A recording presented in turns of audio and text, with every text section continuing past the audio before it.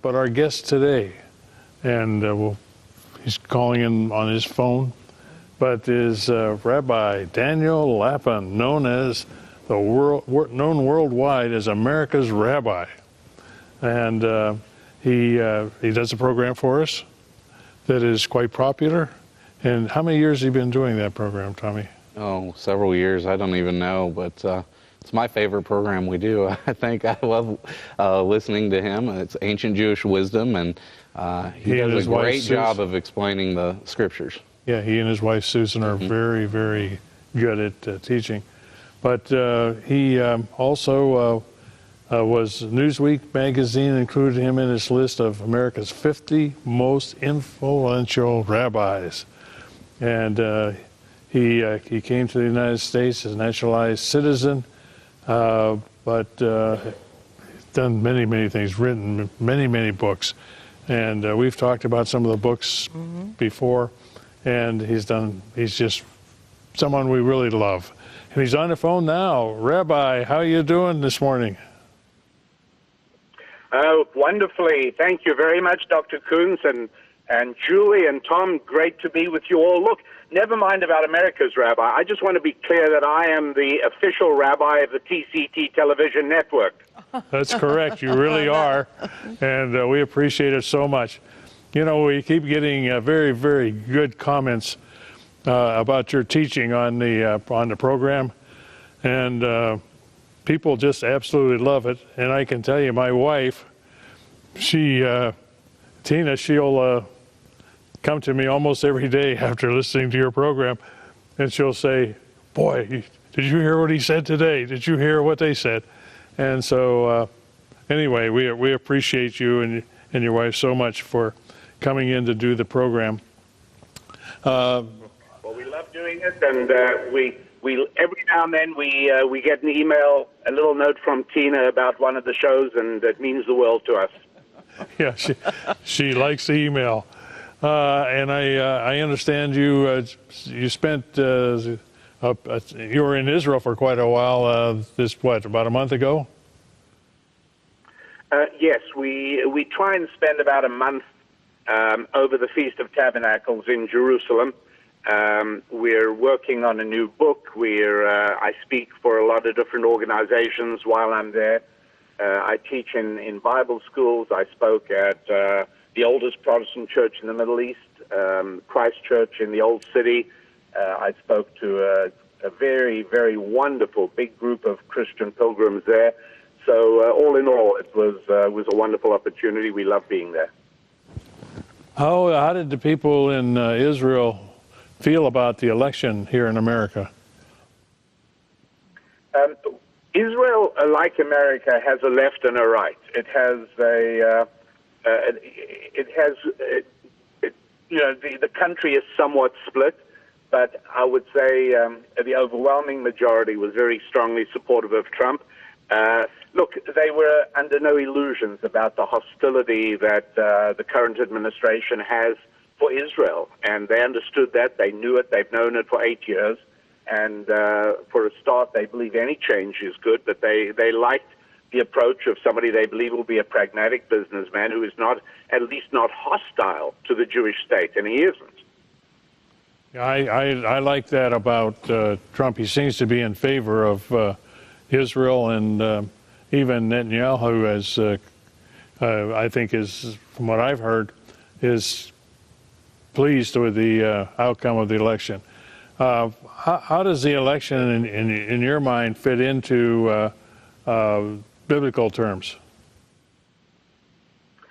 Well, I think the most important thing to bear in mind is Psalms chapter 34, verse 14.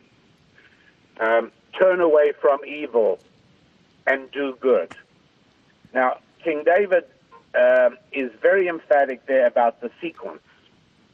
What he's teaching there is that when you've got to bring about change, you first of all have to stop the evil, and then you can start doing good. So to just give you an example, if somebody is very overweight and trying to lose weight, the first thing to worry about is to stop eating badly, stop eating so much. The second thing to worry about is exercise. It doesn't work nearly as well if you try and do good while you're still doing bad. Am I making sense? Or in other words, Yes. Imagine a horrible situation of an airplane in a dive, and it's coming closer and closer to Earth. The key thing is to stop the descent.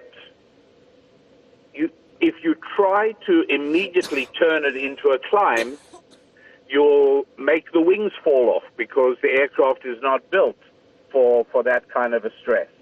And so if you can get the airplane into a horizontal flight mode so that it's no longer losing altitude, and then when everything stabilizes out, you then start climbing back to normal altitude, that's the way it works. Turn away from evil and then do good. And so it is a mistake to now expect that Trump is going to restore the privacy of faith in America. He's going to turn America back into a Judeo-Christian country. He's going to stop abortions, and he's going to end homosexual marriage. No. What we first got to look to is stop the decline, and that he will be able to do. The decline, we've got to understand that Bible-believing Americans, the more powerful government gets, the more it intrudes on our lives. The more dominating government gets, the more it starts exerting tyrannical power over Christian bakers who don't want to make wedding cakes for homosexual marriages, or for Christian photographers who don't. Look, in Oregon, the Christian family running the bakery has run up over $130,000 in state governmental fines for their private Christian belief. This will stop under President Trump, and that's as much as we can hope for. The question is if we can do the right thing and make sure that Trump understands and recognizes our significance in his victory and our significance in his second term, then I think Bible-believing Americans can look forward to 8 years from now to having stopped the decline, can start looking forward to regaining altitude. That's very good, and I think what's happened is the decline has happened so slowly in America that we've kind of adjusted to it, and we don't really realize how much freedom we've lost as believers, and how far America has shifted. And so I think it's incumbent upon all of us to help in getting that airplane back into a horizontal plane. Yeah, exactly right. So I think that is very much the case.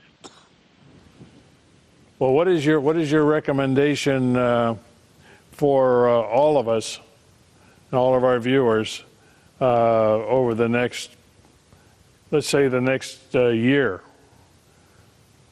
Well, I think the first and foremost thing is to recognize that we are no longer one nation united under God. We need to recognize that. It's painful.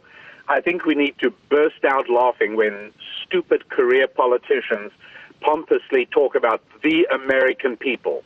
There is not an American people. We saw that 8 days ago. There is not an American people. There are two peoples in America divided not by race, not by gender. Plenty black people voted for Trump, plenty brown people voted for Trump, plenty women voted for Trump, plenty rich people voted for Trump, plenty poor people voted for Trump. Forget the old Marxist distinctions. The country is very divided, but it is divided between those of us who believe that Judeo-Christian values are vital for our nation's survival, and on the other hand, all those Americans who view Judeo-Christian values as nothing but primitive obstructions to what they call progress. Yeah, the humanists want to change things their way. I think probably someone that I read about recently had made the statement, and it might have been Trump that said it, is that the spiritual leaders have been too soft. Well, yeah, I think so, and this is why I think everyone needs a rabbi, because I think you Christians are too quick to forgive and forget. You're too quick to turn the other cheek, and you're too willing to be quiet and to be diffident. And I think if I have one message for our Christian audience, it is to replace all that diffidence with determination, and to replace all that timidity with triumph, and to replace all that reticence with resolve, that we are also Americans. And democracy means that we also have a voice in shaping the kind of America we want our children and grandchildren to grow up in. Amen. And you're right. We do need a rabbi. I know the wisdom that we can learn by listening to our rabbi. Mm-hmm. Well, you know, it's an exciting time, and it's also a time that we have to really reflect on what values we really have and what values we want to really protect. And that's why we must laugh scornfully when people say, well, now's the time we must all come together. No, it isn't. It's a time we must stick firm to our values, not come together, because come together always means that we surrender to their values. Yes. Yeah, and we don't want to surrender to their values because they're so anti-God. Very much so. Well, Rabbi, it's been good having you with us today. I appreciate it so very much. And your program, as I said earlier, is Ancient Jewish Wisdom. That's the title says it all, wisdom. And we need the wisdom that comes from America's Rabbi. Thank you so much. Thanks for including me today. It was good to be with you, and I appreciate it, and look forward to having the opportunity to teach many, many more shows of ancient Jewish wisdom on TCT television. And give our best to Susan. You bet. Okay. Well, you have a great day, and thank you so much. You too. God bless. Bye. You bet.